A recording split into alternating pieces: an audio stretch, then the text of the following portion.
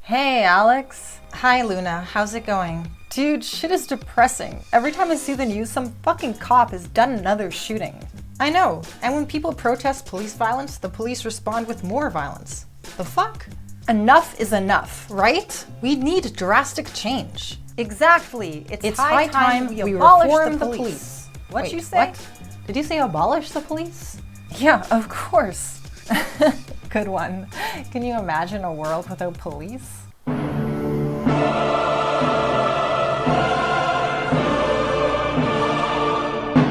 Yeah, I can actually.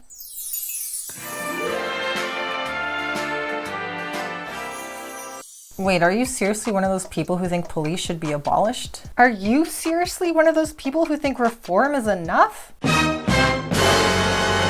Look, there are tons of examples of police misconduct, but cops do good things too, you know? Here we go. I remember a couple years back, police busted a huge international child pornography ring.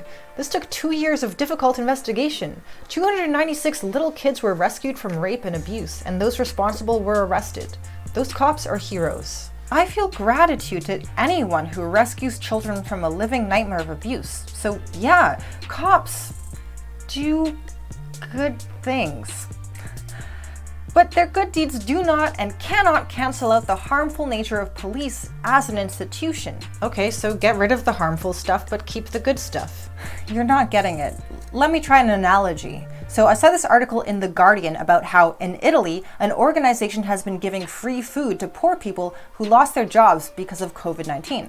Sounds good, right? Yep. Well, guess who's doing this? The mafia. And this is just one of many examples from around the world of gangs doing charity work. So, if gangs or the mafia do some good deeds, does this mean they're good institutions? No! They extort and they kill, and they should be abolished. And so should the police. Oh my god, that comparison is ridiculous. Cops have a primarily good purpose, and some cops deviate from that purpose to cause harm, while the mafia has a harmful purpose, and only sometimes deviates from that to do good. It's completely different. Easy for you to say. You're a white woman, so cops have never brutalized you. Whoa, you can't assume that just based on my race and gender. Well, have cops ever brutalized you? No. I rest my case. Are you actually that stupid that you think you've made a relevant point?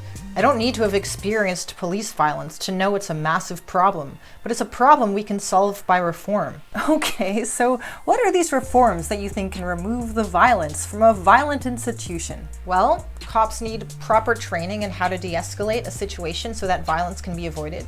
They need better training in hand-to-hand combat so that when someone resists arrest, they can subdue that person without using a weapon. And of course, body cameras need to be mandatory. We need better accountability so that police don't get away with violence and murder. And there are reforms that can achieve that, like independent oversight, ending qualified immunity, and also, and this is a huge one, having special district attorneys who only prosecute police. That way there's no conflict of interest. Okay, here's the thing. Wait, there's more. Hold on, I'm sending you something.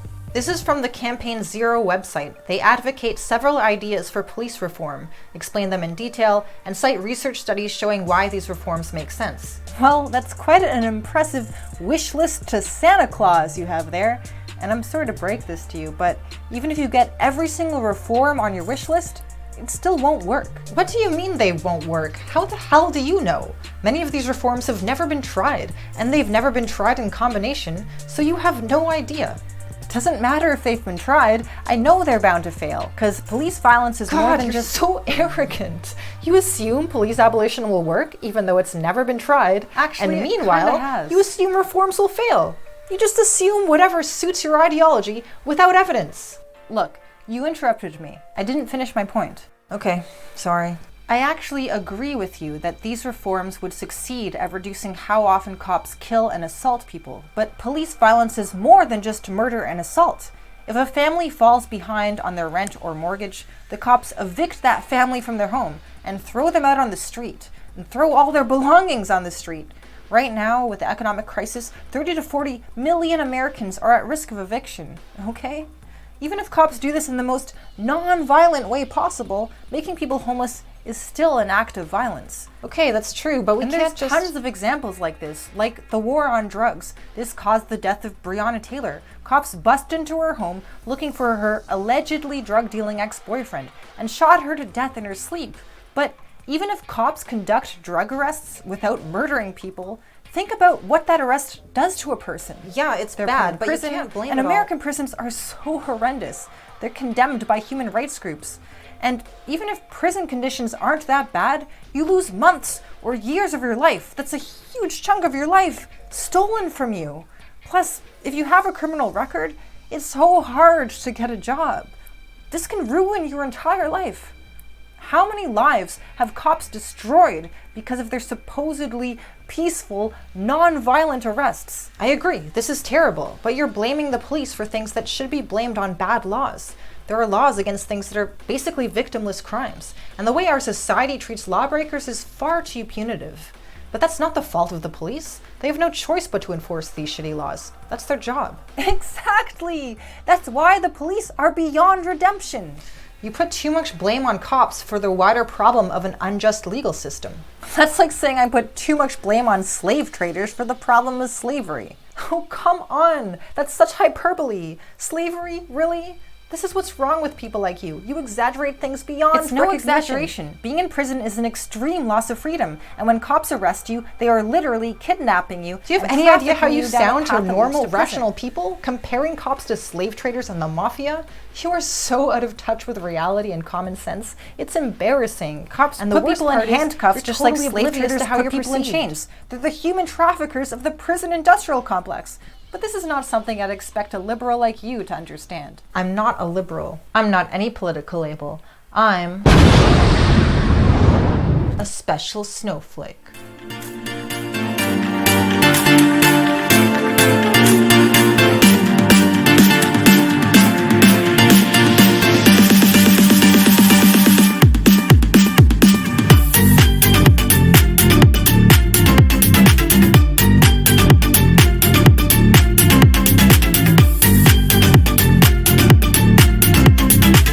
You're so naive. You think there's such thing as a good cop.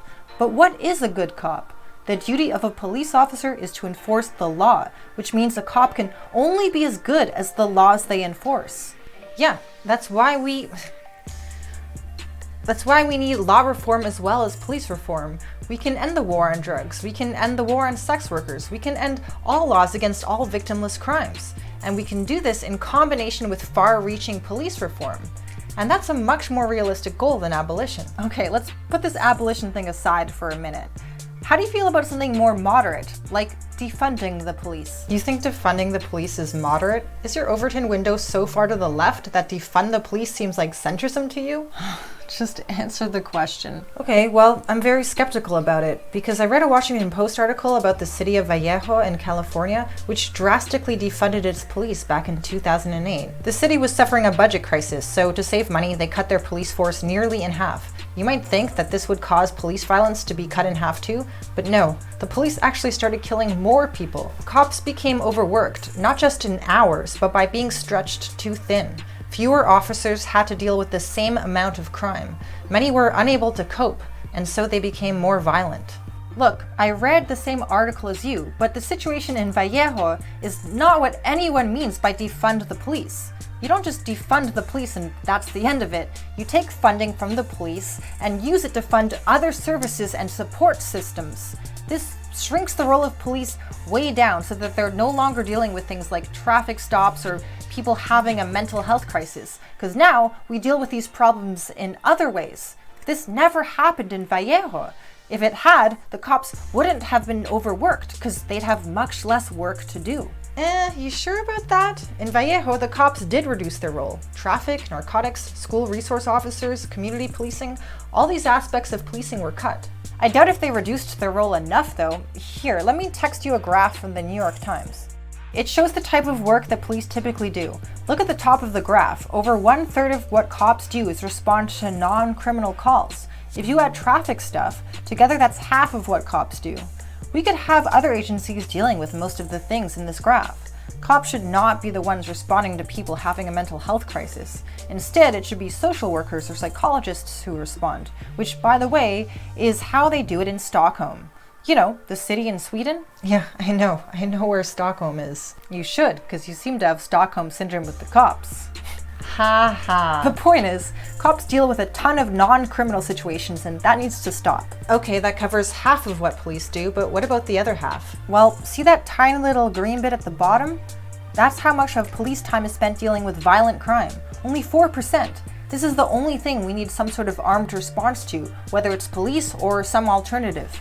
No, there's other things on this graph that require law enforcement, like property crimes, other crimes. But why do we need cops for that? Or any armed response? We have parking officers to enforce parking law. We have park rangers to enforce whatever fucking laws they enforce. They're not cops and they don't carry weapons, so why not also have something like that for property crime and other non-violent crime? But parking officers and park rangers only give tickets. They don't arrest anyone. Property crimes may be non-violent, but try to arrest someone for it and they could become violent. Making that arrest without a weapon is too dangerous. Maybe, but we just need to move away from this idea that punishment is the solution to crime. What we need is crime prevention. And actually, this is a key part of defunding the police, is that we invest more funding in things that prevent crime, like job training, affordable housing, mental health services, education, youth programs, all kinds of things. This all seems good in theory, but even if you transfer funding from police budgets to all these other things, will it be enough money? I mean, you're trying to use funding from one service to fund multiple services. The money will be stretched too thin. I doubt it. Police budgets are extremely high. They take up 20 to 45% of discretionary funding in the budgets of major cities. I'm sure it'll be plenty of money to go around. Maybe, but you don't know how much all these other programs will cost, so you can't really say that, can you? But I can admit that a lot of this sounds reasonable. I like the idea of reducing the role of the police and only having them deal with situations that are violent or dangerous. So yeah, I think I can support defunding the police. Yay! As long as we don't take it too far. Aww. But abolition? No, that's way too far. Why even consider something so extreme and so risky when we still haven't given reform an honest try? But we have tried reform. No, we haven't. We've tried some reforms, but only a few, and they've been implemented poorly. And the most effective reforms are the ones we've never tried.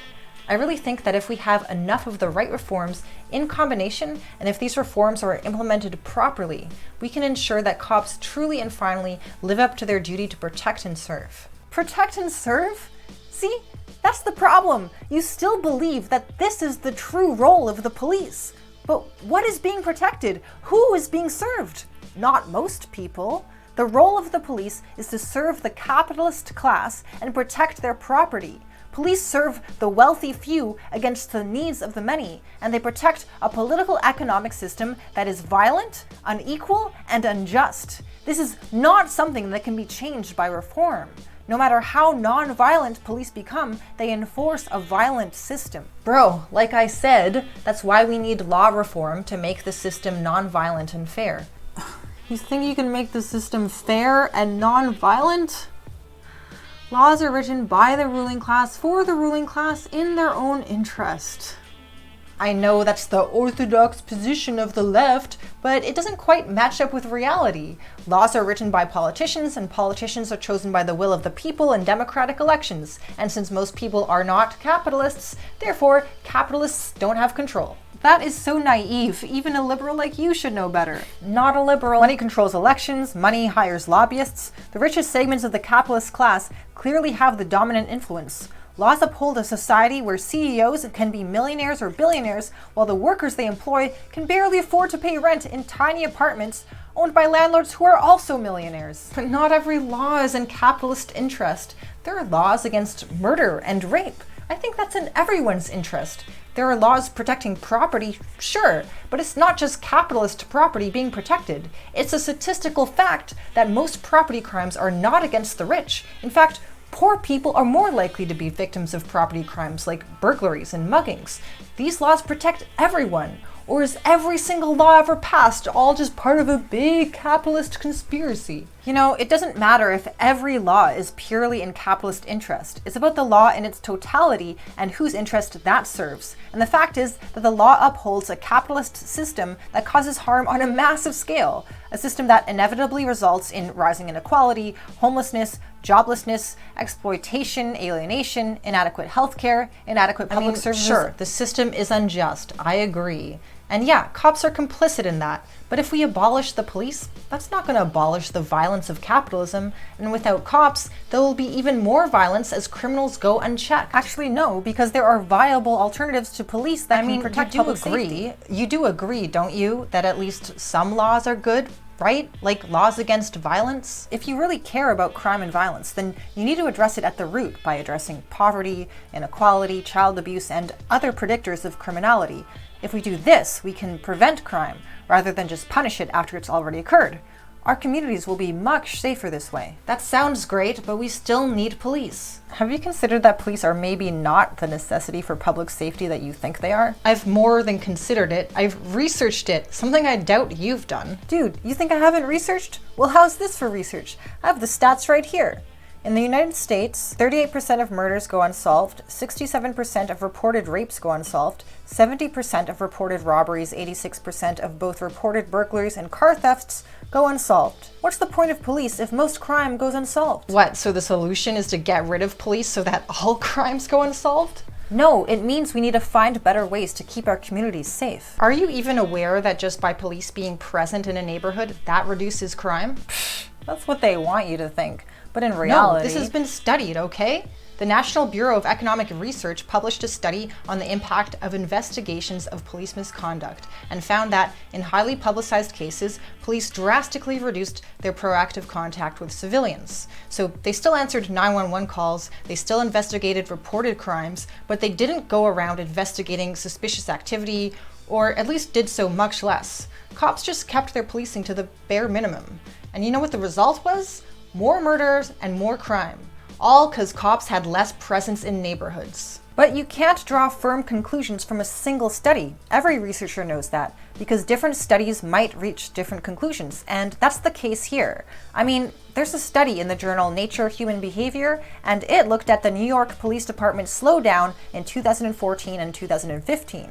This was 3 months when the police only did the bare minimum, kind of like in the study you mentioned, but in this case, the effect was the opposite, a significant drop in violence and major crime. Fine, I guess the jury is out on whether a police presence in neighborhoods deters crime or not. But even in the example you describe, the police were still responding to 911 calls and major crimes. This is very different from abolishing the police. If you want a taste of what that's like, you need to look at what happened in Brazil. Police in the city of Vitória went on strike for nearly a month in February 2017. And I mean, total strike. They did zero policing, okay? The abolitionist dream come true. Well, guess what? Crime absolutely exploded. Local gangs and criminals took full advantage and went on a massive crime spree. Violence, carjackings, lootings. 215 people were killed in a city of less than 360,000 over a period of just 3 weeks. Still think abolishing the police is a good idea? Yes, because what you describe is not the abolitionist dream. We don't just abolish the police and then sit on our ass while life becomes a Mad Max movie. We replace the police with alternative institutions for public safety and address the root causes of crime. I already explained that, but you seem determined to forget. I didn't forget. I'm just skeptical that it'll be enough. Well, at a certain point, your skepticism becomes stubborn unwillingness to let go of old beliefs. Honestly, if you're still standing for the cops after all this discussion, then it's only because you're a privileged white woman. That's absurd. You obviously have no clue what you're talking about. Did you know that surveys show that most Black Americans agree with my position and not yours? Who did the survey? Fox News? Gallup Center on Black Voices did the survey, and guess what? 90% of Black people want police reform and only 22% want to abolish the police. That's because people don't understand what police abolition means, and neither do you. You keep strawmanning it. It's just getting rid of the police without changing anything else. And on top of that, excuse me, let me finish. On top of that, only 2 out of 10 Black people want less police presence in their neighborhood. 6 out of 10 want the same amount of police presence, and 2 out of 10 black people want more police presence. So you can take your privileged white woman ad hominem bullshit and shove it right the fuck up your right ass. Bitch hung up on me.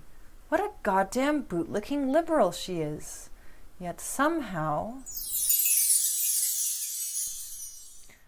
Oh, lib girl, I think I love you. Your politics are shit, but there's something about you. I think I love you. I kinda fucking hate you. Kinda wanna date you and liberate you. Oh, lib girl, I think I love to sabotage my happiness by falling for people like you, and I fucking hate myself for it. Oh look, you're calling me back. Hello. Hey, sorry about that. It's okay, I'm sorry too. Do you want to keep talking? Yeah, let's give another try. Okay, so decreasing police presence will hurt high crime neighborhoods the most. And by the way, high crime neighborhoods are usually poor neighborhoods and black neighborhoods. So tell me, do you really care about black lives, or are you just virtue signaling? Dude, you sound like a right-winger talking about so-called black-on-black crime. So you're denying that crime rates are worse in black neighborhoods? Well, what crime are you talking about? What about tax evasion and wage theft? What about the crime of destroying this fucking planet? Who's overrepresented in those crimes, huh? Did you know the murder rate for black Americans is 8 times higher than for white Americans? Black neighborhoods are more dangerous, that's a fact. And there are various socioeconomic causes, poverty, unemployment, intergenerational trauma, and so on, but it's the way things are. And if there are fewer cops, it's poor people and black people who will suffer most. Psh, whatever.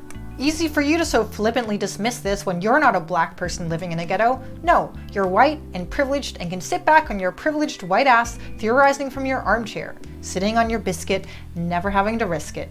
Admit it, you don't give a shit about people in these communities. You just want to show off how radical and morally righteous you are. It's fucking pathetic and selfish and cowardly and vain. For the 25th fucking time, there are alternatives to policing that can keep communities safe, like professionals trained in conflict resolution, de-escalation, mental health crisis intervention, and yes, trained to deal with violence too. But why would this be different than police who are trained in these things? Let me text you something that explains it better than I can. It describes a series of scenarios that police deal with now and explains how they could be dealt with by other means. Okay, let me read this first one.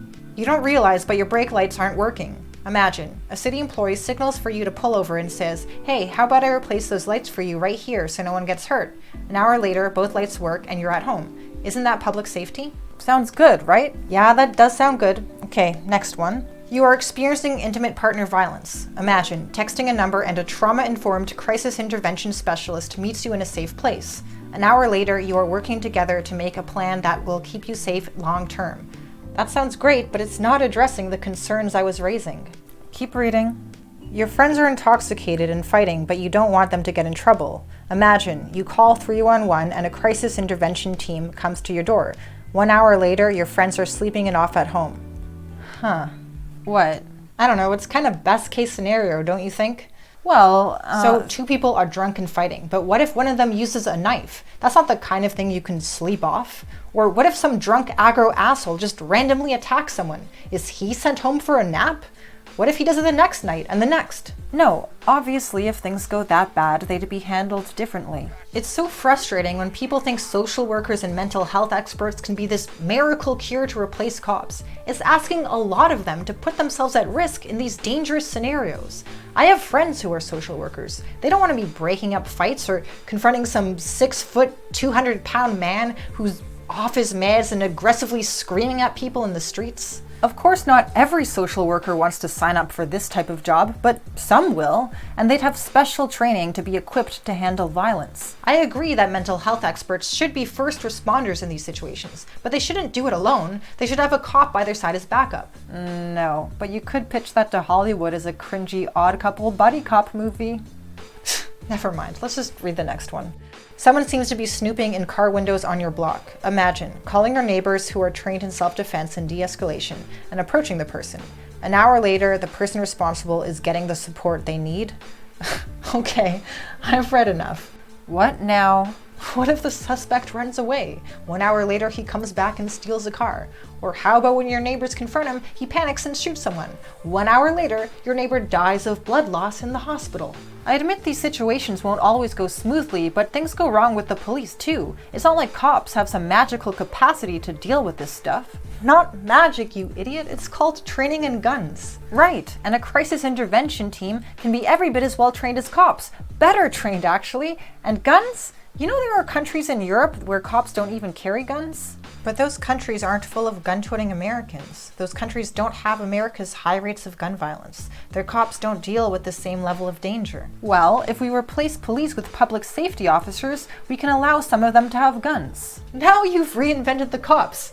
Public safety officers? This is just police by another name. It's Orwellian doublespeak. No, one is an armed body of the state, the other is an armed body of the people. What the fuck does that even mean, bro? It's just more doublespeak. It's really not. Here, I'll give you a real-life example from Mexico. In the regions of Costa Chica and La Montaña, about 130 communities have organized the Regional Coordination of Communal Authorities, or CRAC in its Spanish initials. These communities were suffering high rates of violent crime, and police were not doing enough. People got fed up and in 1995 created CRAC, a community defense organization based on indigenous traditions. CRAC has thousands of volunteers, and not only do they confront violent criminals, they've also protected their communities from being ravaged by mining companies or by government-sponsored development projects like highways and dams that threatened their local environment and therefore their health and safety. And CRAC— That sounds great and all, but again, it's just police by another name. If you let me finish, I'll explain why that's not the case. For starters, CRAC volunteers serve the community they live in. But the key thing is that they are chosen and controlled by the community. Each CRAC volunteer is elected in an assembly where all community members can vote. Oh, wow. Each CRAC volunteer can also be fired in a community assembly by vote. Community assemblies also give direction, input, and guidance to CRAC. Basically, the community tells CRAC what to do and how to conduct themselves. Actually, this does give the community a level of oversight and accountability that I can't imagine the police ever having, even with the best of reforms. Right? And that's the key difference between police and a community defense organization. Police are controlled by the state. A community defense organization is controlled by the people. That's why CRAC has defended against the government's attempts to build highways and dams in these communities, because CRAC doesn't serve the will of the state, it serves the will of the people. Huh. Okay. I can admit that CRAC seems pretty great. Yeah, CRAC is awesome. I think everyone should try CRAC. We need CRAC in every community. No. What are you, a liberal?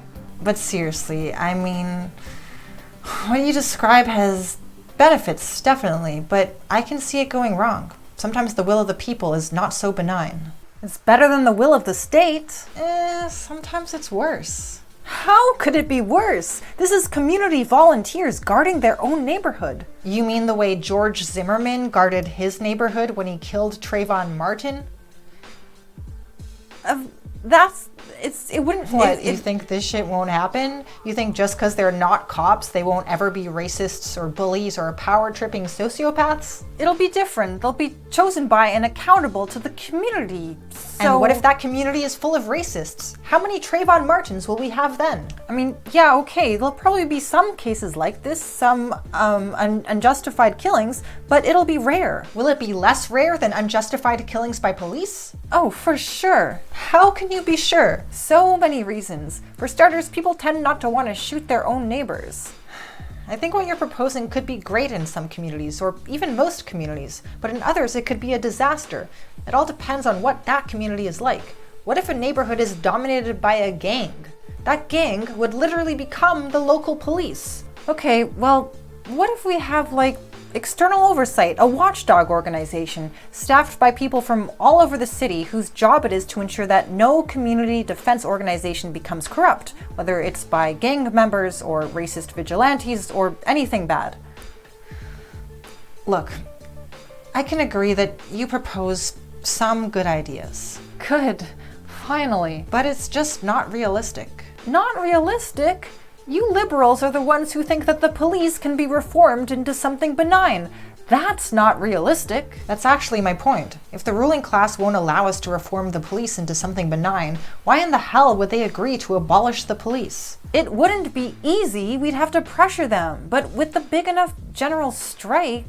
And even if by some miracle you made that happen, wouldn't it just lead to private police? Corporations, businesses, and rich people would just hire their own private security forces, which, by the way, would be even less accountable and possibly more violent than the police we have now. Well, obviously, the ultimate goal is to abolish capitalism too. And what about in the meantime? That's the problem with this abolish the police thing. You literally need a revolution to make it happen.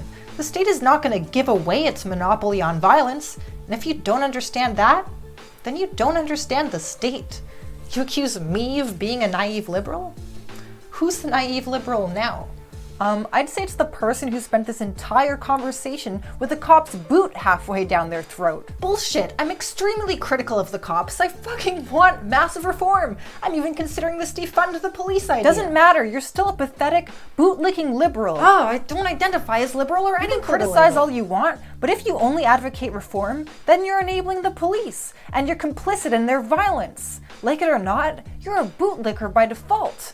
Why did I think I could have a reasonable conversation with you? All liberals are reasonable bootlickers. person. No wonder the left is such a pathetic, dysfunctional liberals shit show. are actually more harmful than right-wingers and conservatives. You're married to your ideas, and you're convinced you're right about everything. You give capitalism a nice, shiny mask of respectability and social justice. You have beliefs about what should be right, and refuse to subject that to the test of critical thinking or empirical evidence. Make that monstrous system look presentable and decent. Anyone who asks the hard questions you ignore is labeled a bootlicking liberal, just like you're saying to me now. You give people false hope. That's why everyone hates the left. Keep them passive and loyal to a system that is even killing them. A lot of leftists hate the left. You liberals are the reason the world is such a dumpster fire. They're embarrassed by the left because the left is a fucking circus. Liberalism is the sugar sprinkled on the boot that entices people to lick it. And it's sad liberals like because the left is right about a lot of things. In every but single leftists revolution like you are so fucking cringy that you sabotage it. Counter-revolution, or you sit on the sidelines. And so maybe humanity is doomed because of liberalism is. Because of obnoxious leftist assholes like you. Pathetic liberal fucking coward, fucking spineless liberal trash.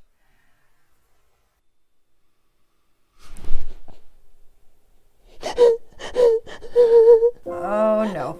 Oh shit. Alex, I'm sorry. No, you're not.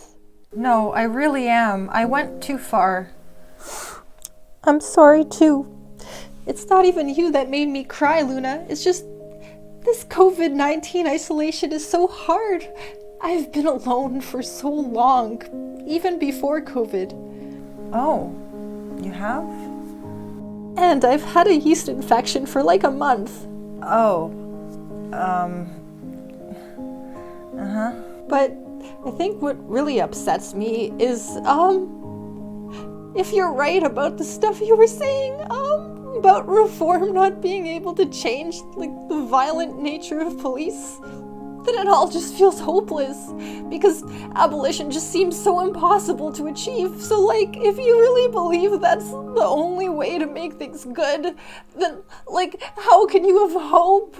How can you be happy? How can you even get through each fucking day? well...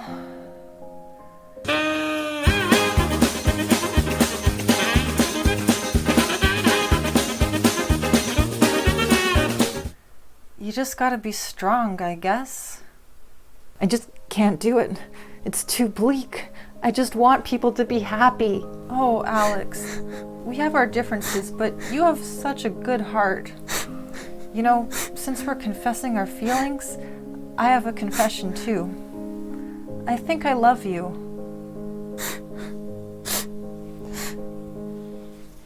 What? Alex, I love you. I heard you the first time. Oh. I'm sorry, Luna. I just don't feel that way for you. You're a nice person. It's okay. I get it. We're not compatible. Our politics are too different. I'm okay with that. The only problem is it's your face. What's wrong with my face? I don't know. I just don't like it. Is it my makeup? No, there's just something about it. Just something about it that's just, ugh. Okay. I'm sorry. It's nothing personal. It's just your face. Yeah, there's nothing personal about my face. I'm glad you understand. Okay. Well, this has been a good chat. Yeah, it's been good. But I've got to go. Yeah, me too. Okay, bye. Bye-bye.